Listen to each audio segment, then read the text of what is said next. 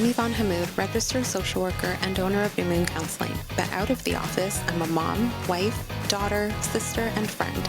Join me each week as I sit with a special guest to discuss everyday things that impact our mental health. We'll be chatting about everything from mental health and relationships to media and current events, as well as personal experiences and reflections, all in the hopes of normalizing our humanness and helping you see that you're not alone. This is Outside the Therapy Room. Hi, everyone. Welcome back to Outside the Therapy Room. Today, we are joined by Christina Page. Hello. Hey, it's so good to be here. I'm so happy to have you here. I think the topic that we're going to discuss today is very much needed, especially for this time of year. But before we get to that, why don't you tell us a little bit about yourself?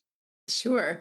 Yes, my name is Christina Page. I'm a registered social worker and psychotherapist in practice for just about 15 years now. And I've been supporting parents in the perinatal field as a certified perinatal therapist for the last four. Prior to that, I worked in hospital settings doing a variety of different types of social work services and support for folks. I had my kids and it just catapulted me, as it does for so many perinatal therapists, Mhm. into this niche of really wanting to hold space in this tender season for new parents. Yeah. Thank you so much. And because we are outside the therapy room, would you like to share a little bit about yourself outside of the field? Sure. I mean, right now it feels like work and family life are kind of my hobbies. I started a group practice a few years ago after being in private practice and just seeing the wild demand for therapy in this space. And so it's just been, growing this little business baby has been a real big piece of where my time and energy goes right now. And then I have children. So my boys are 8 and almost 5. And so Mhm. my life right now revolves around going to gymnastics and taking someone to basketball and having family movie nights and just sort of like the day-to-day stuff that a lot of parents do with their little ones in this stage of life. But whenever possible, I do like to try and get out and go see a show. I love the theater, seeing local plays, little big productions, any of it. I do like to get out and connect with other people. So human to human connection is like a lifeline for anyone in this stage of life. And that really just looks like going out for coffee with friends, going for a walk. Oh my gosh, it's such a guilty pleasure to just like go for a lunch midday and meet somebody. Mhm. So that's kind of what I prioritize these days. And at home workouts. That's kind of where it's at this stage of life too. Yeah, that's amazing. Our kids are close in age. I have a 9 and 7-year-old. And Oh, so, yeah. yes, with the busyness, sports, hockey, basketball, movie nights, like all of the things, it's busy.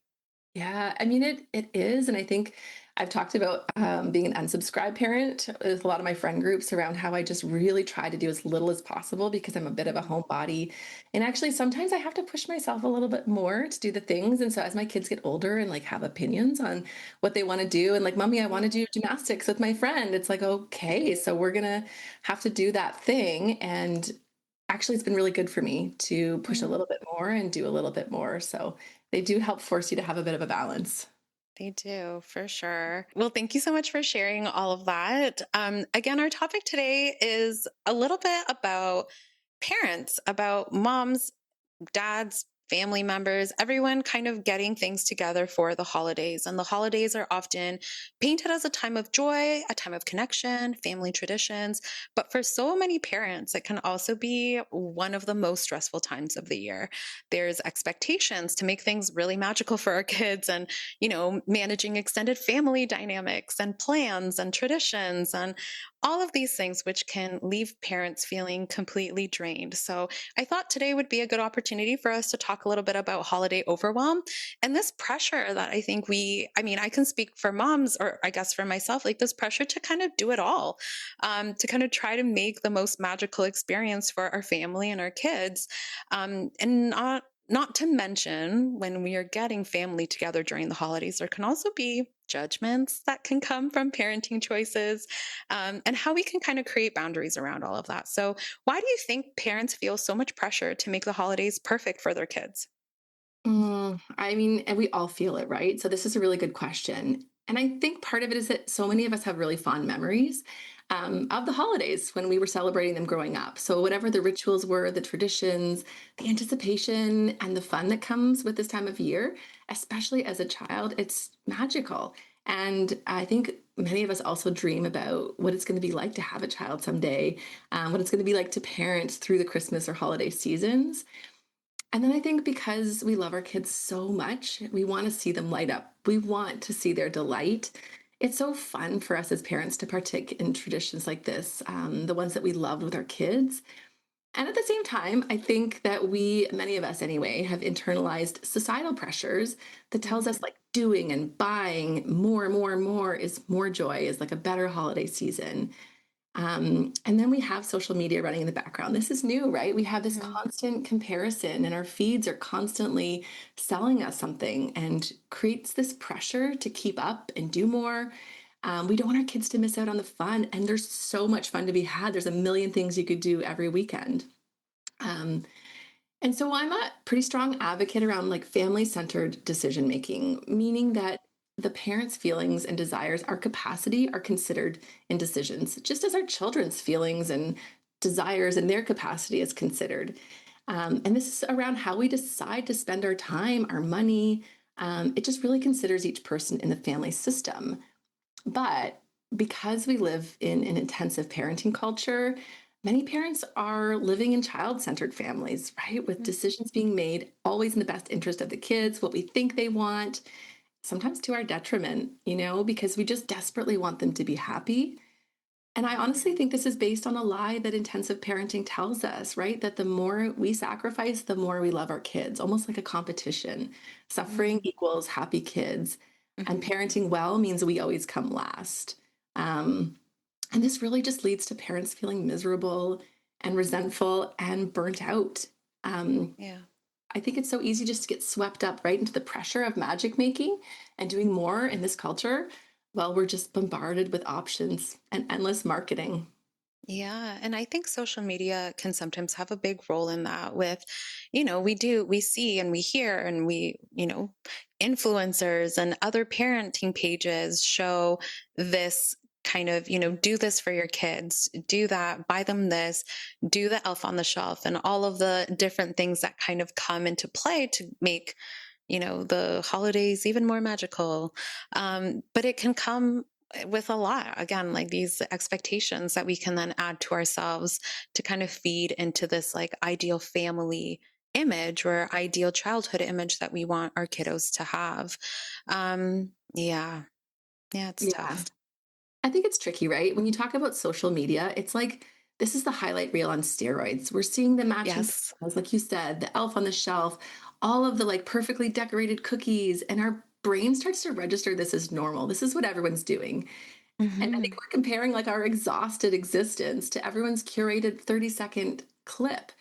Yeah. And when we're surrounded by these images, it makes us appreciate what we have less. Our happiness goes down, right? So my old school Christmas ornaments and mismatched decor, it somehow starts to seem not good enough. Hmm. That's a reflection on me as a mom, right? We start to crave these like Pinterest worthy trees and epic mantle decor, whatever it is, it is so easy to get caught up in when we're surrounded by it. And that doesn't mean that you can't enjoy doing these things. There's lots of people who do. I think I just look at the motivation under it. Hmm. Um, and certainly cultural expectations, like what we grew up seeing in our families, shapes how we expect things to look as parents who are now responsible for that holiday magic making. And so maybe like if your mom made everything look effortless, even if you didn't see or notice that she was running herself ragged, we Hmm. probably have internalized this idea that we're supposed to do it all and keep up, regardless of our current level of capacity, without thinking Yeah. about potential consequences to our mental health. Um, Hmm. and that's so deeply problematic. And even if we don't subscribe to the like more, more, more, bigger, bigger is better, the Christmas narrative, I think Right. there's still endless things to think about, boundaries to consider, and tasks to take care of over the holiday season that it's often hard for parents to really enjoy themselves because they're Yeah. exhausted. And, after doing all of this preparation to have a holiday season that feels good, delights our children, they might not even enjoy themselves a lot of the time, right? Like they're melting down at Yeah. holiday gatherings. They're disappointed in their gift or like, what, there's no more. Maybe your Hmm. kiddo is having poor sleep or they're sick and you're just kind of stressed and miserable. Instead of enjoying the fruits of your labor, it can just be incredibly frustrating. Yeah. And I think to touch on that, just the expectation that we can have for our kids' reactions to certain things ends up not going the way that we wanted, which, like you pointed out, it adds to our level of stress. It can make us feel more disappointed. It can make us feel annoyed and frustrated. And then we can kind of come back with, okay, well, I'm exhausted from doing all of this and nobody's appreciating it. And so it can kind of, create a lot of these emotions. That are triggered when situations like that happen.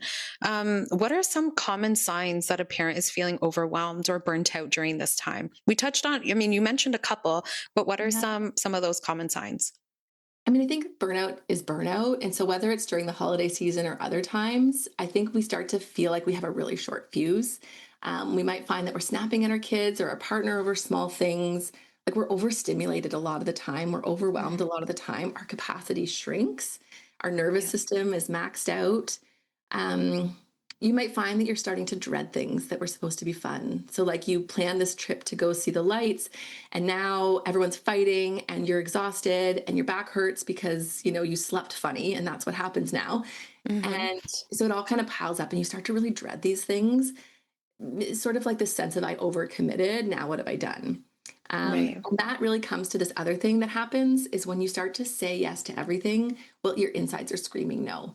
And so you're not in alignment there because you feel like maybe you want to do that thing and it sounds like fun to you, or you're saying yes because you really know your kids would love it. But inside you're like, oh God, I have three things this weekend already, but Mhm. screw it. We're just going to add one more.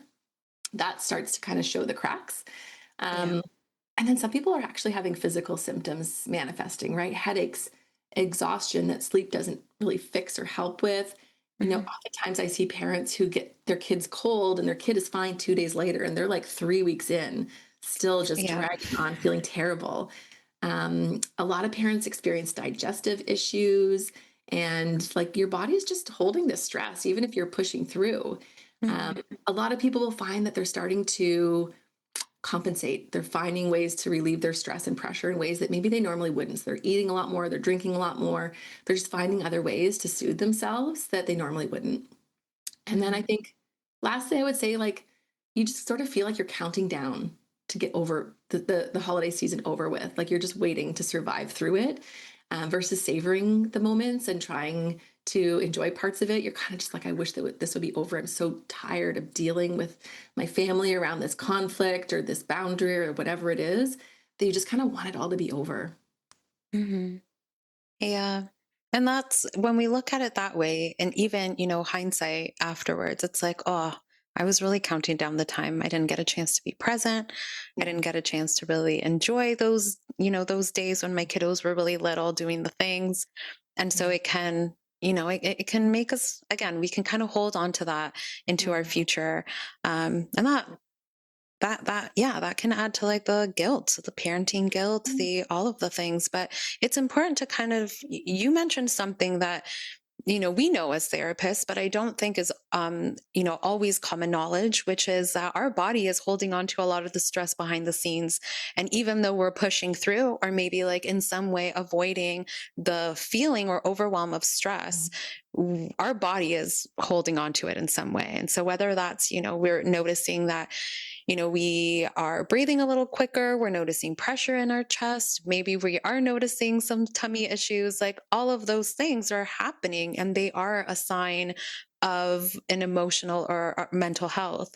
Mhm. And I think a lot of the times it's, nope, this is physical. I must have eaten something wrong. I must have done this. And so it's really important when those things are happening that you just tune in a little bit too, just to check in on, how have I been feeling lately?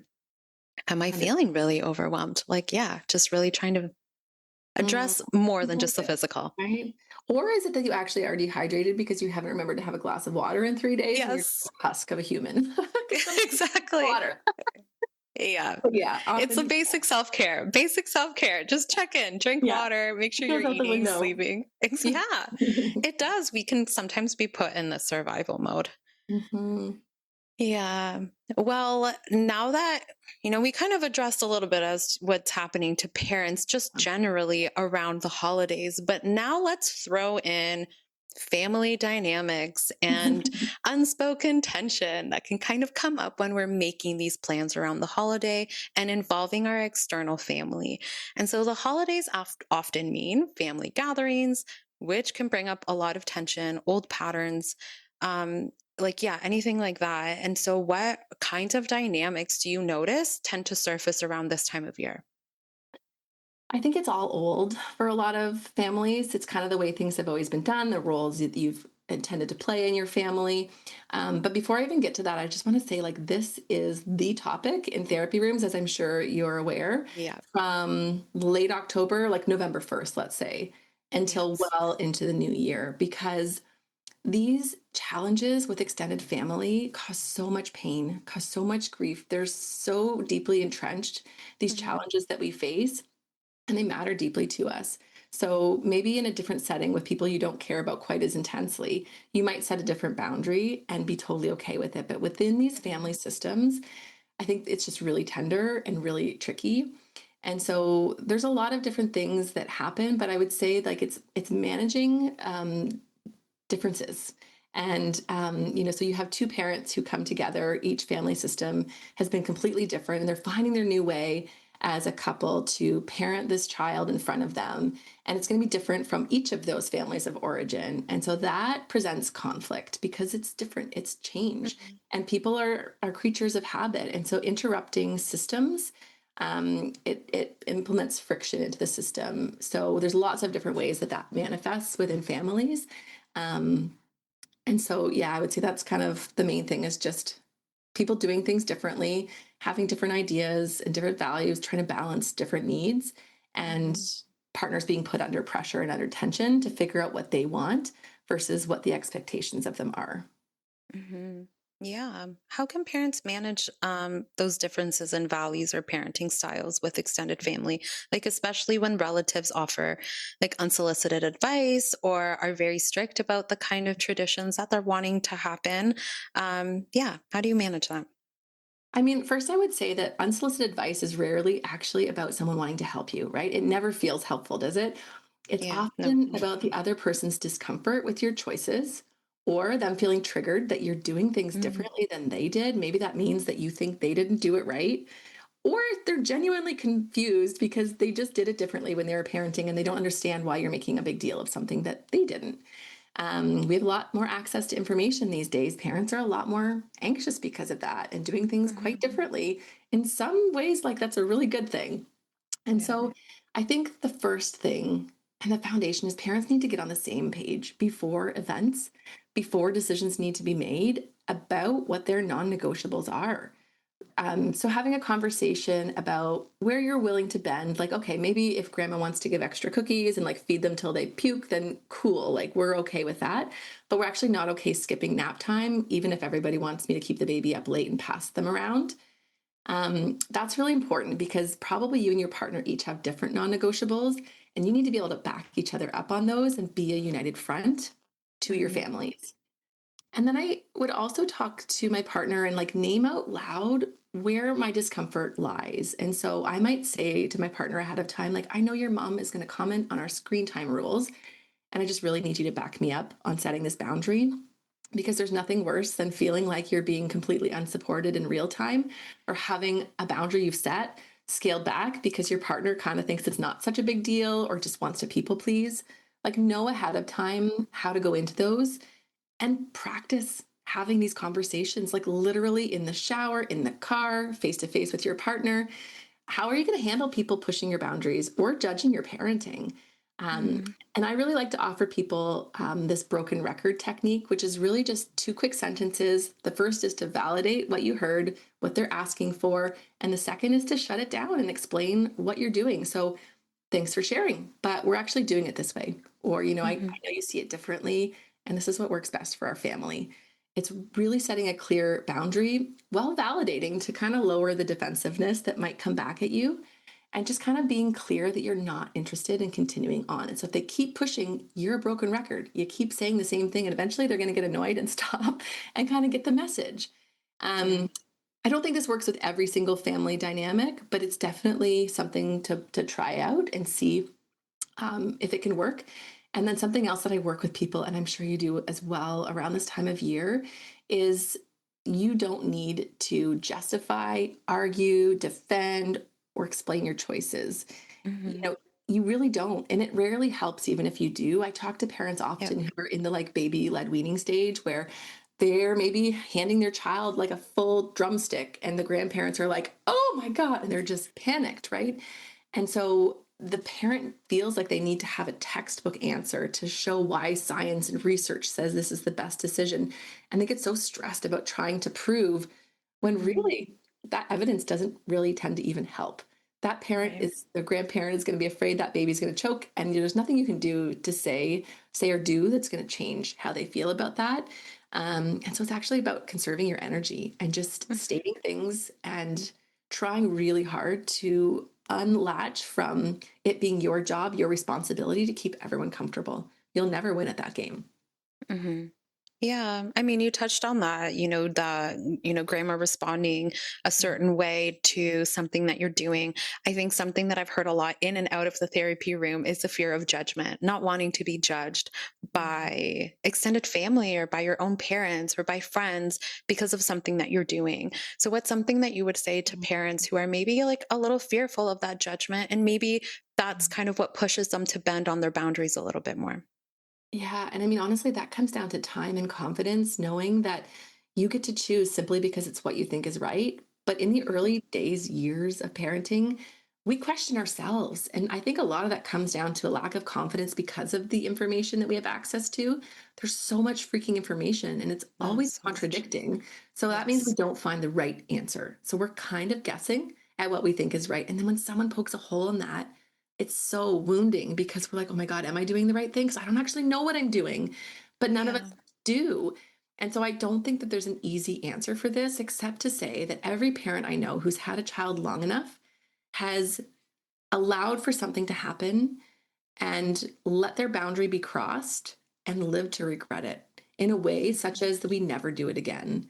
And so sometimes it's actually having an experience where that judgment makes us go, okay, sure, like let them do that thing. Or, yeah, no, the car seat isn't actually tight enough, but you can drive away. Like it's fine. I don't want you to think that I think that you're like a bad grandparent or whatever it is that we do Mhm. to make somebody else comfortable, to remove the friction around whatever judgment we're feeling. So basically, we cave. We say, no, okay, you're right. And then there's just times where we live in rumination and Mhm. upset for years around that thing that we didn't want to do that we did anyway. And Yeah. that's not going to happen every time. But when it does, it changes things for you. And it gives you this new perspective that says, okay, so when I have this feeling in my body, as awful as it is to not people please and to make somebody else uncomfortable, I have to listen to and honor that. Otherwise, I have a hard time living with myself. And so each decision isn't quite that big, but there's probably Mhm. going to be an instance where it happens if you keep having your boundaries crossed. Um, because we want to be liked. We want to, and probably before we had kids, there wasn't friction because these types of Yeah. things weren't under the lens, like they're not under Mhm. scrutiny. And so I think it's a really like it's a new territory that we find ourselves in with our families where we've never done this before. And I think people are well intentioned. They want to support us, they want to help us. But those judgments, they don't help. They add more Mhm. confusion, more voices when we're just trying so hard to lean in to trust ourselves. Yeah. And so I think, again, this is why people come to therapy because I can't give you an easy, here's what you do to feel better about being Right. judged. Because actually, I talk to parents, and if they feel judged in the early years of having a parent, they hold on to that for their Mhm. lifetime. Like they will Yeah. always remember how someone made them feel that first Christmas when their choices weren't respected or they were mocked for doing something a certain Mhm. way, right? Oh, you're so Yeah. serious. Oh, you're so ridiculous. These things Yeah. last, they matter. Yeah. They do, and they impact the relationship that we have with that person, right? Like you pointed out, a lot of the times, and again, like this is something I can speak to as well. Relationships in my family and with my in laws and my husband's family, they shifted a little bit once I had kids, right? Because there is just a change that happens. There's opinions, there's views, there's, their own experiences that they're trying to now give to you, like all of these things that are happening. And I do want to honor and validate and say, like, when we are, like you said, years, maybe like early years of being a new parent, we're already experiencing so much insecurity, or yeah, like we're experiencing so much insecurity in terms of like how we parent, who we are. We want to do everything right and by the book, but what does that mean? What does that look like when we have all this contradicting information coming up? And so because we're feeling really insecure about our parenting or how we're showing up for our kiddo, any kind of comments from the external world are going to feel like judgments. We're not going to have that level of confidence, like you mentioned, to be able to be like, actually, no, this is totally fine, or it's okay that I'm doing this. Mhm. You parented your kids. Now this is my turn to parent mine. Like, whatever those kind of little statements are, we don't have that. And so I want to like just validate for all of those new parents who are just going through this, like, you're not alone. I think a lot of us felt insecure at those beginning stages. We were handed a baby at the hospital and said, there you go, go take care of that A baby. clue what we're doing. We don't. Right. And I think that's where the cracks come in, where we start to question Yes. ourselves. And I just also want to highlight the age-old rhetoric around like in-law families and daughters-in-law and mothers-in-law, and how tricky it is when in our culture and still today, even though parenting is much more equitable than ever before, often mothers are the ones who are learning all the things about, infant and child development, and they're the ones Mhm. making a lot of these decisions. They're consuming all the information, reading the literature, following the accounts, listening to the podcasts. And so they're often driving the decisions for how we're parenting in this family, and they're bringing their partners along. They're sharing the information, partners agree. So like it's like they're on the same page, but we Mhm. know that that mom is driving the decisions. And when those decisions look very different from the mother-in-law's family, there is an immediate friction there because you are pushing things outside of that family system's boundaries in a way Mhm. that maybe has never been done before. And so Right. it's just a really inherently delicate thing to navigate, because at the Mhm. same time, if my own mother comes to me and says, "Oh, what do you think you're doing? That's nuts. Give your baby a puree." I would just kind of laugh and be like, "Mom, quit it." And we'd be done and we'd move Yeah. on, because we have 42, I guess it wasn't 42 when I had my children, but we have all of Yeah. these decades of experience in relationship to one another, so we know how to navigate conflict differently, versus my Mhm. mother-in-law, who we've never had a conflict. We've always just been really lovely to one another. And so it's way more challenging because the people pleasing parts come up. I want to be Yeah. liked, I want to preserve relationships, I don't want to ruffle feathers. And so, this again is why so many parents come to therapy in this season of life, because we have this identity crisis where, for maybe the first time, we want to do things differently and we want to set Mhm. boundaries we've never had to set. And we have no skills to do that because Mhm. we rely so heavily on this fawn mechanism when we're stressed, which is just to make other people happy, to kind of make it all Yeah. smooth over, because we've been conditioned to do that, right? Our entire lives as women, we are told to be smaller, be quieter, be nicer, make things easy for other people. And Mhm. then in motherhood, we have this really strong urge that comes out like a mama bear that's just like, absolutely not. And the people pleaser part of us is like, but we can't do that. And so, like, I Mhm. just, again, like, I want to empathize with all those parents in those early months and years. You're navigating your first Christmas and you're feeling these tensions. It just is that hard. And there's Yeah. no thing that I can tell you, like, can give you all the tools and tricks to kind of like enhance communication. But at the end of the Yeah. day, I can tell you Yeah. about the broken record and you can try it. And your in-laws might just laugh at you. Like, we're in the wild, wild west in this season Mhm. of figuring things out, and it's uncomfortable. But I would say the sooner we figure out how to just decide what our values are and what's important to us and start aligning with that more and more and more. I mean, I would rather feel guilty about someone being unhappy with me, or the discomfort that comes with knowing somebody's displeased, than I would to hold the resentment about doing something I don't want to do. Yeah. And it's not always a clear-cut decision, especially in family systems. I think that's where the real pain comes in, is that either way Mhm. it could be terrible. Um, but it's like inching more and more towards authenticity of what you think maybe probably you want or should do. Yeah. I mean, we talked about this a little bit, but for new parents, like holiday can be really intense. Mhm. Besides some of the things that you mentioned, what are some challenges that can come up during a baby's first holiday? All I'm thinking is like expectations, especially if it's the first baby of a family. Oh gosh. There can be a lot. Yeah. I think everyone wants a piece of new baby, right? And like Hmm. they totally forget the new parents. They're just so excited to see, ooh, that baby has the same dimple as you, or ooh, that baby looks like they just Yeah. want to hold the baby and touch the baby and be with the baby. And like you as a parent are in the thick of it, right? Depending on how fresh this baby is, you might be wholly sleep deprived, healing from birth, figuring out feeding. You're probably really anxious about your routine interruption, about germs.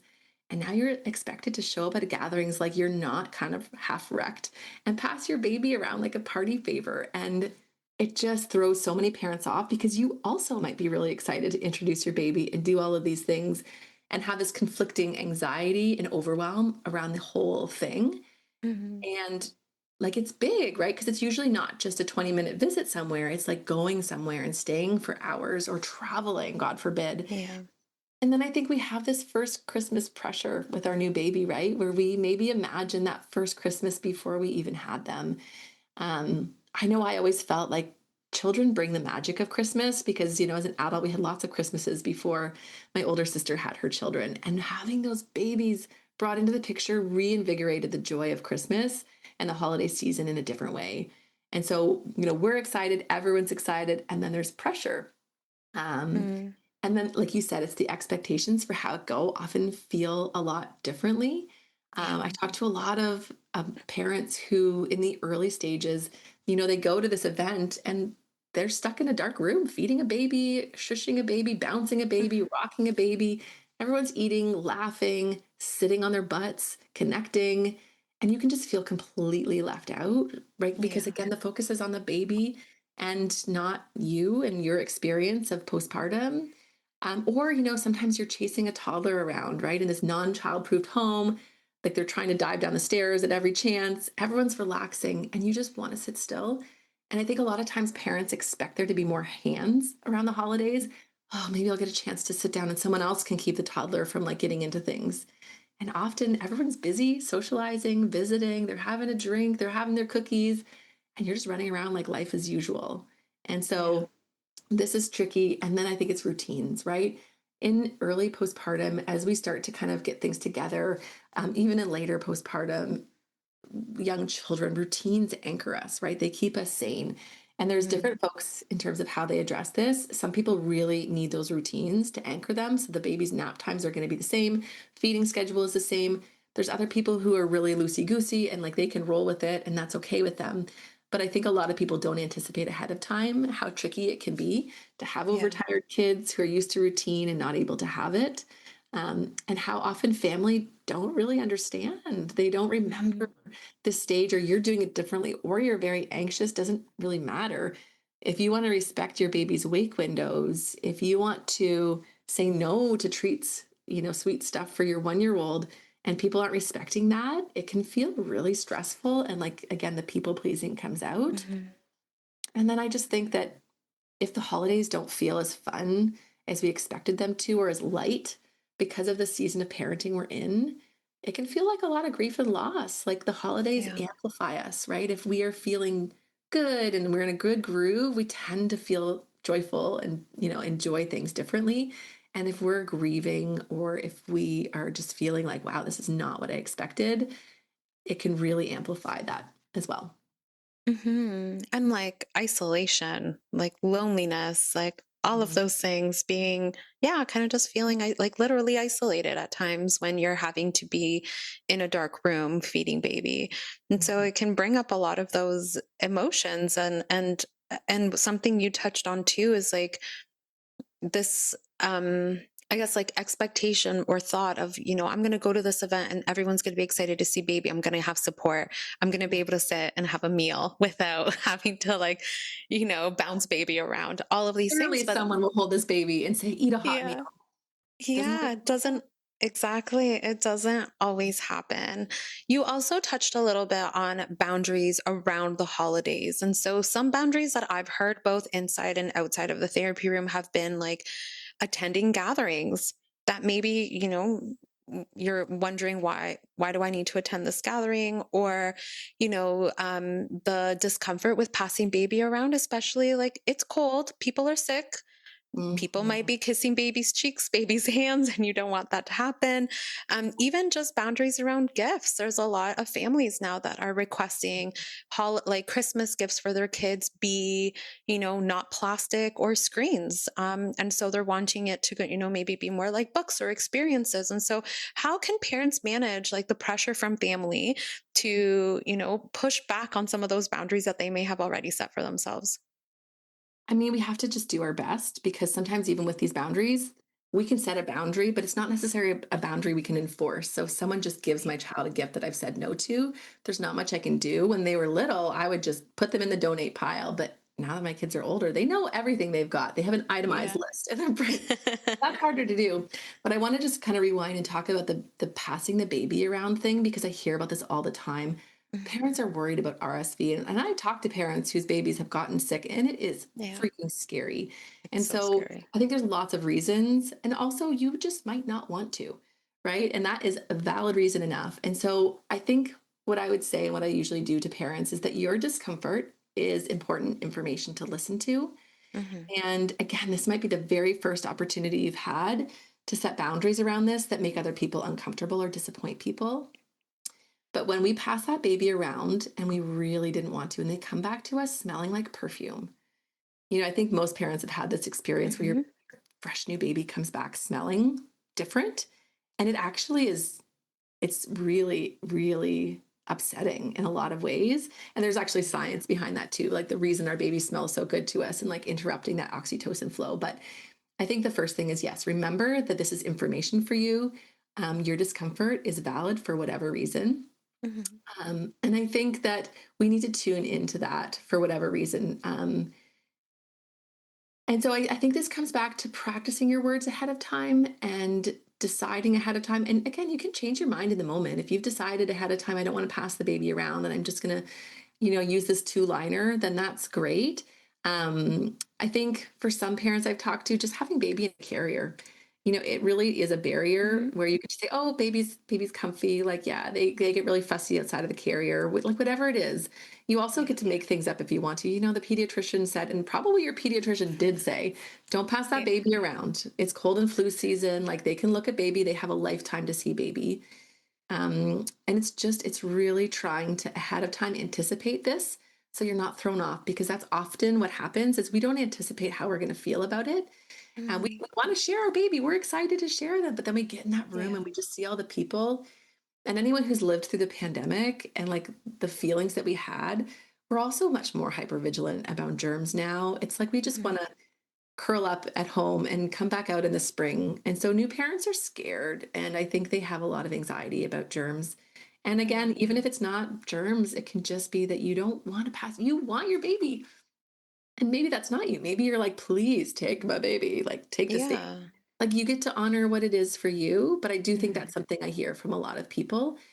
And then the bit about gifts is like, I don't know. I think this is such a pain point. Again, this is something that we talk about in therapy all the time because it really, Mhm. really is a stressor for parents.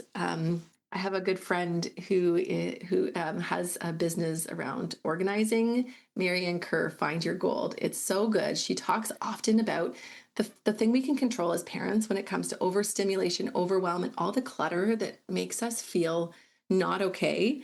The Yeah. first thing we can control is what comes into our home. And so being incredibly selective about that. And this generation of parents is on board, right? We want to minimize clutter. We want to minimize those noisy toys. And again, that's not all of us. I don't want to generalize, but I think there's a Mhm. lot of people who are being more selective about what we want our children to have, or we want to reduce the overall volume. We want Christmas to be more about experiences and being together. And that mountain of presents really tells our children that Christmas is about presents. And so Yeah. we're trying to do something different by our values. And so we might casually just say to family like, hey, we actually would love to have experiences this year, like let us know if you'd like ideas. And And I think a lot of people find out, depending on their families, that you need to be a lot more direct and a lot more Mhm. clear about what it is that you're okay with and what it is that you're not.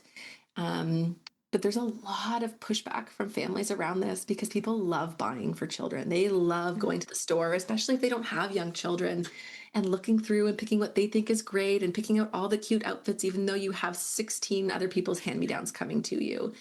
And so I think it's just, again, there's no perfect solution here aside from thinking ahead of time. What what are the things that we actually want and that we actually value? And doing your best to set boundaries with people Mhm. clearly and reinforcing them if they don't follow what you've set. But I think this is the pain point for people because, again, either way you do it, if you set the boundary or you let the boundary be crossed, you're struggling, right? You're struggling with Yeah. your family being unhappy with you and the guilt that you might feel around that. I will say, as time goes by, I think that gets easier and easier, and we just get more accustomed to, oh, this is what it looks like to not people please. Like I'm a Mhm. recovered perfectionist people pleaser, and I still have these moments all the time where Yeah. I really just want to cave to someone else's expectations because it feels easier. But I remind myself, you're going to ruminate on this for a long time and be upset about Mhm. it. And so, like, choose your bad. Which way do you want it to go? Um, Mhm. and one day you might make that decision one way and the next another, just based on your capacity and your bandwidth and how Yeah. invested you are on a particular decision. Um, so yeah, there's a lot to unpack when it comes to gift giving, and everyone Mhm. has a different perspective on it, I think. Yeah, I remember one, I think was like for a holiday and also for a birthday. I'm like, if you're going to buy the kids toys that make noises, make sure it comes with an off switch or like a Oh, way to take out the battery. Because honestly, we had so many and it's so overwhelming when you're trying to have a conversation with your partner and then a baby's crying and then the other kiddo is playing with these very loud toys, which are lovely, again, minimal when you just have that thing going on. But that I remember having to set that kind of boundary with family. And they were, again, pretty understanding at the time. But yeah, kind of mhm. being able to set some of those boundaries around passing your kiddos around gift giving, it is kind of broken record. We're having to be direct, and sometimes that can be really uncomfortable for us to kind of be really direct. And you touched on something earlier, like the relationship we have with our parents is what we know. And so we can tell our parents very directly, like, hey, don't do that. And they'll Yeah. listen to it. Maybe they'll make a comment, but you know they're still going to follow through with what you said. Whereas our relationship with our in laws may not go as smoothly because Mhm. it's new dynamic, new changes. All of these things are all happening and everyone's experiencing this newness at the same time. And so communicating with your partner around like, would you be comfortable sharing this boundary with your family? Because you might be able to do it in a way that's going to be absorbed and common within your family dynamic. And so kind of tag teaming with your partner in communicating some of these boundaries with loved ones. Yeah. And I think that's also like a friction point though, because sometimes one person in the relationship has like this more grounded stance around like, we're going to set boundaries. And that Mm. other partner maybe has never set a boundary. And Yes. their family's always gotten exactly what they want from them. And it's never been a problem. And so you might find that, like, in the dynamic, there's one person that wants to set the boundary and the other one that desperately wants to just avoid it. And so I Hmm. think there's a lot of things that go unsaid for a long time and things fester over time. And Yeah. I wanted to mention that sometimes even with their own families of origin, so I work with a lot of people where it's actually their mother, their father who Yes. is the one who's pushing back so hard. And that Hmm. is excruciating for people when they don't Hmm. feel seen or supported by their own parent in the hardest season they've had, or if their parents aren't showing up for them in the way that they need, especially in this season. If they're making it worse, if they're making what's already hard harder, like, Hmm. it's bad enough if your in-laws have that sort of reaction, or if that they push back on your boundaries and it creates pain. But like when it's your family of origin, Hmm. it's especially challenging. Yeah, 100%. Okay, talking a little bit about partners, how can partners support each other through like all of the boundary setting, but also through the exhaustion, the overstimulation that comes with parenting your kids during this season? I mean, I think it's knowing one another and recognizing when your person needs to tap out a little bit. Yeah. So I'm thinking about actual like gatherings.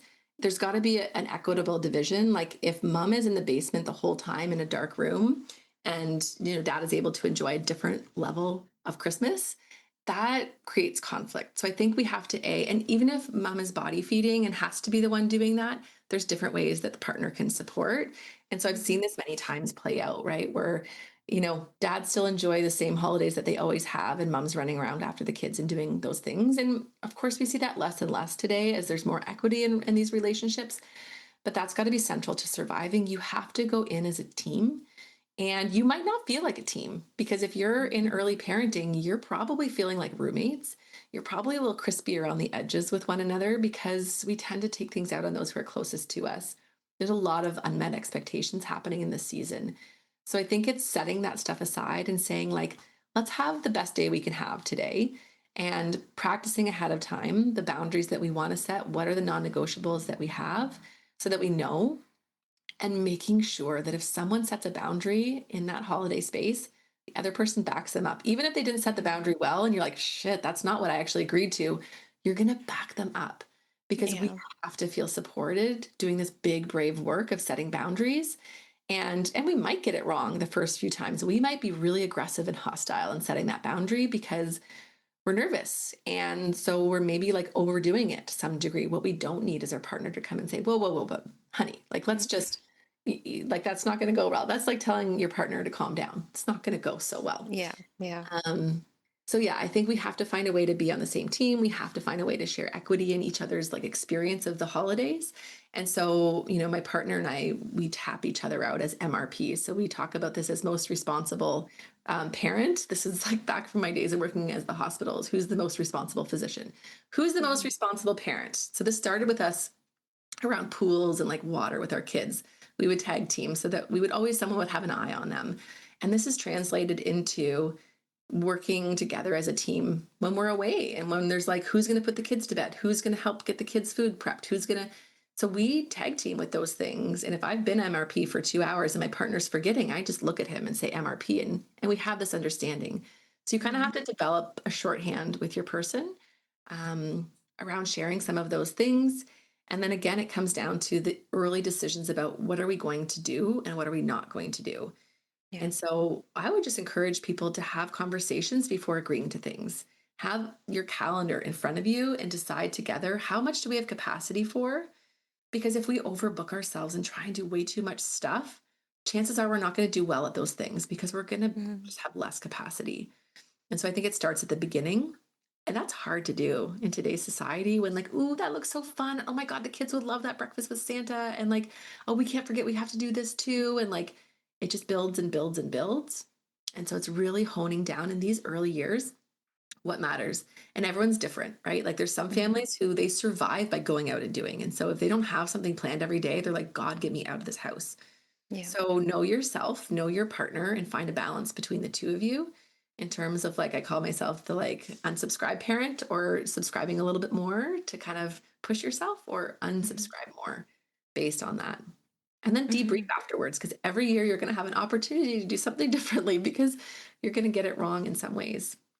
Yeah. Yeah. I love that. Have like a word, like again, for your family or for you and your partner, you guys have a word that you use with one another to mean like, okay, tapping in, tapping out. And that actually has been a phrase that, within like with my work, even before where I'm at now with my business, I used to work with kids at front door. And so there was like, sometimes we got a tag team, like wrestling. Here you go, tagging Yeah. you in. So now it's your turn to kind of come in while, one parent kind of decompresses and grounds himself a little bit for a moment and then able to come back. And so it's important to kind of have those conversations to understand what this phrase or what this look or whatever the thing may be is actually going to be and what the expectation then is from that. Mhm. So communication is going to be pretty big. And I think sometimes it's the other way too, where my partner will look at me and say, like, you're You out. need to, You need to like, cool you need to get out of off. here. Right? Yeah. And so I think, honestly, the trickiest times are when we're both maxed out and we both need to be Mhm. benched, and we still have to show up and do the thing. And I Yeah. think what makes it so especially hard at the holidays, and so why the holidays amplify all of this, is that our parenting is on display. So I often talk to parents about this Mhm. throughout the year. I'm at the park and my kid's having a meltdown and I'm so stressed about how to handle it because I'm afraid of judgment. And so Yes. this is the holidays with young children. Your kids are gonna melt down. They're gonna misbehave. They're gonna be hopped up on sugar, especially if they're older and you've decided like, okay, like they're gonna get as many cookies as they want and only eat like a roll at dinner. Yeah. You're gonna see worse behavior. They're gonna be challenging. And I think that's the other thing we don't always expect with little kids. We think they're gonna have so much fun. They're gonna be with their cousins. There's gonna be new toys, but they are overstimulated. Yeah. The days are long. And so like my husband and I go in knowing our kids are going to have meltdowns, knowing they're going to be overwhelmed. And I think over time, we've just gotten comfortable parenting in an arena. But for new parents, especially, this is terrifying because we Yeah. don't actually know what to say to get our kid to cooperate. And we don't actually feel comfortable yet letting them just melt down and knowing that's Hmm. okay and allowing it because we feel like we have to shut them up because everyone's like, why is your kid screaming in the living room? It's annoying. And so Yeah. the pressure, right, is really, really big. Um, Parenting on display, it's a real art to sort of get Yeah. where you can let other people's experience of your parenting not be any of your business. Well, actually, speaking on that, like parenting on display, when we go into like family holiday traditions, there may be many new moms there or many different parents. And I mean, we're human, we tend to compare. And so, how can we shift from a comparison place to maybe more of a connection with other parents during the season? I think it's really tricky, but it comes back to what are your values and what is important to you. And if Hmm. you're living in alignment with that, I think when parents are authentic with one another, there's a lot less comparison because Yeah. we realize we're all just doing the best we can with an impossible job. And so I think when you're in a place where everyone's parenting differently, it's tricky because one person's saying, hey, share that toy with your cousin. And the other parent's like, oh, she's not done with it yet. Like we have these moments, right? And I can't say that's ever going to feel easy. But what I Hmm. can say is when we're authentic with that parent, we say, oof, like, I don't really know exactly how to handle this. This is kind of what we've been doing. Like, I see you do something differently. You can just name it. You can just be there Yeah. in the difference. Um, or you can just continue parenting the way that you're parenting and move through that. But I think this really comes with time and experience Hmm. and just allowing for people to do things differently. But when we have the human to human moments where we connect with another parent and we just say like, this is not what I expected today. Like it's not feeling magical and joyful. Like I'm really freaking tired and I'm so done with today. Like I just wish it were over. We can have that real moment, and that other parent gets the permission slip to be like, oh, okay, real talk. And then immediately we're like bonded, right? Without having to have the same parenting philosophy. And like, Yeah. that's okay. Yeah. This whole conversation, like this part of it, is reminding me of a Bluey episode. I love Bluey. Mm. We love Bluey at home. But it's this Bluey episode where the mom, it's I think it's called Baby Race, where the mom is kind of telling Bluey and Bingo a story about when or Bluey was in a baby race, and there was a lot of comparison that mom was making in terms of development, so crawling, standing, walking when Bluey was a baby. And at the end, it's a mom that comes in and tells her like, you're doing such a great job, and then mom kind of breaking down from that. And I think, hopefully in some of these family get-togethers during the holidays, you're able to be seen by other parents who maybe have been in it or who used to be in the new kid stage and now they're like a little bit out of it, into like the toddler stage or the teen stage, whatever stage of parenting they may be, to just kind of like see somebody and validate, be like, you know what, you're doing a really great job, all things considering. That can be like so empowering, and just the importance of being seen and validated in that moment can be so huge. Oh my gosh. And just speaks to the responsibility that we have of parents who've been there Yeah. to not forget. And I think this is part of the work that I do is just I won't forget what that period of time was for me in my life. And so I'm always going to be the person when there's a new baby at a gathering who grabs it. And I know there's people who they have the moment of feeling like, oh, I remember that. But they're like, not my baby. I'm not taking that. Like, I don't want to hold a baby anymore. And so I think there's Yeah. people that go the other way with it when it's like I've paid my dues. And Mhm. I refuse to be that person. Like I can hold this baby while you have a hot meal and Mhm. sacrifice my one hot meal when I get 364 dinners a year where my kids don't Yeah. prevent me from having that hot meal. And so I would just encourage anyone who's in that season who is just like you and I, like a little bit further, our kids are still feral and we're still overstimulated. And don't get me wrong, it's still hard in different ways, but Yeah. I can sit down and relax at my family Christmas, and my kids are in the basement playing with their cousins for hours, and I'm not Hmm. needed. That is a Hmm. privilege and a different position to be in completely. And like you Yeah. said, if we can just remember and soften and look at that parent and look at them and say, how are you doing? Versus just Hmm. like, ooh, it's snowing. How's the weather? Like, I think Yeah. parents in the early years want authentic connection. We want to be asked how things are. We want to talk about our birth. We want to talk about all the Yeah. things because that's what our lives revolve around. And so often I think extended families forget about the parents and they're much more concerned about that baby. And we just need to Baby. hear, like you said, we need to hear we're doing a good job. Yeah.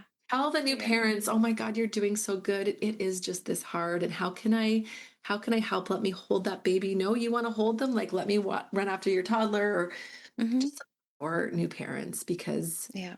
gosh, we can't forget what it was like. Yeah. For a lot of families, like they define holiday success as being this perfect, picture perfect family, all in really cute matching outfits in front of a Christmas tree, like all of these things.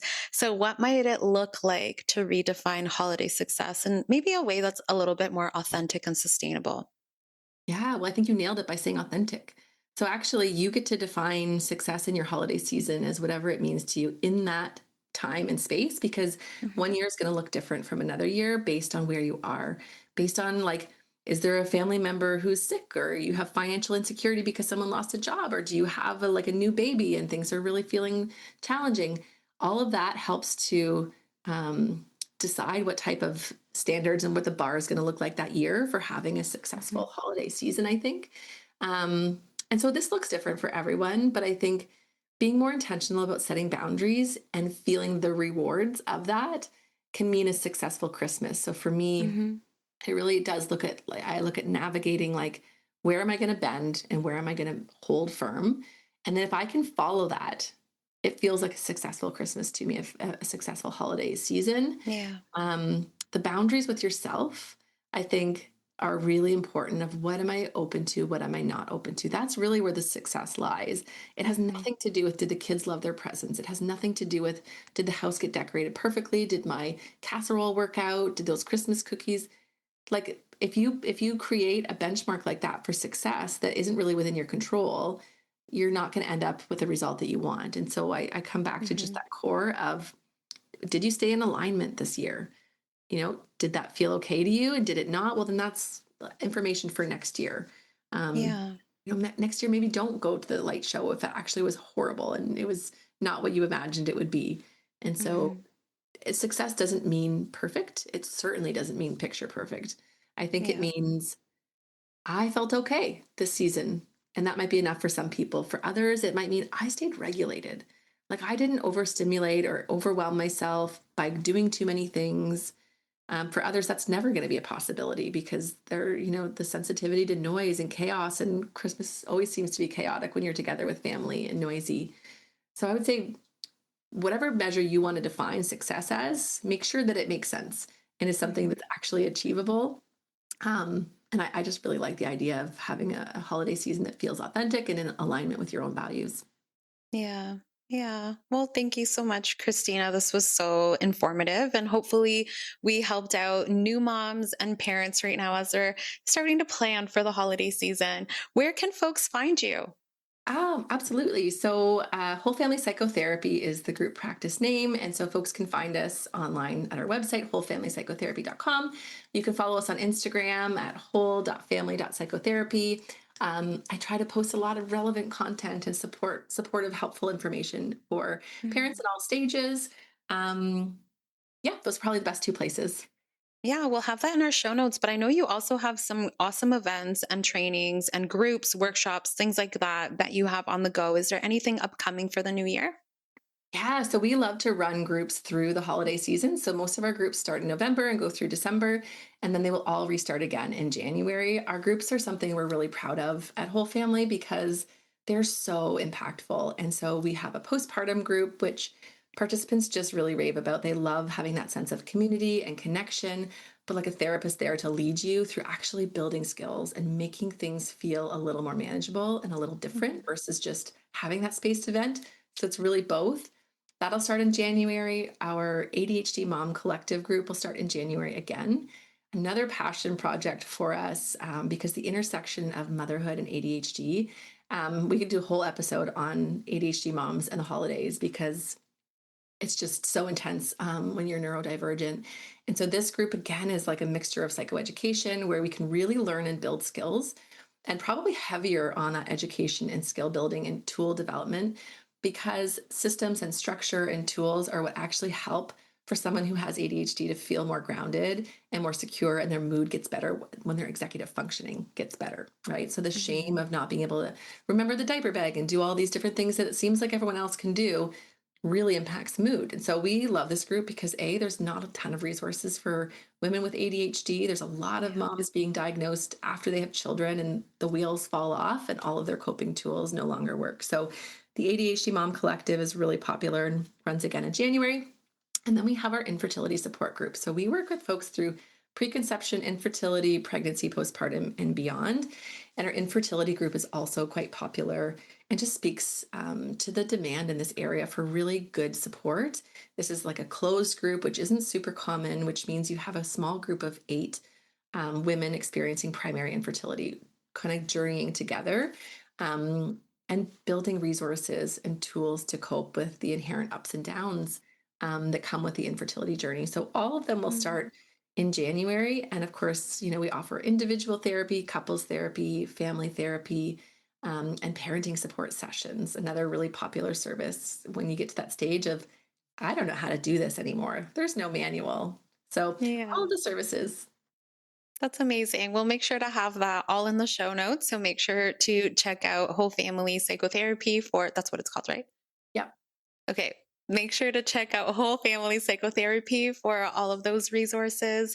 And thank you again so much, Christina. This has been such a great time. We didn't even get to talk about how we've known each other I all from all know. the way in, well, when I was doing my MSW It's a program. So long that'll have to time. be another time. No, this was so good. But Thank you so much for having me on and just giving space for of course. parents to process this challenging stuff. Of course. Well, thank you so much. Everyone else, just tune in for Outside the Therapy Room. You can always follow us on Outside the Therapy Room Pod, and we will see you all next time. Thanks. Bye. Thank you for listening to Outside the Therapy Room. This podcast is intended for educational and entertainment purposes only. If you reside in Ontario and are interested in working with one of our therapists, please visit our website in the show notes. If you reside outside of Ontario, a quick Google search or search through Psychology Today will help you find a therapist near you.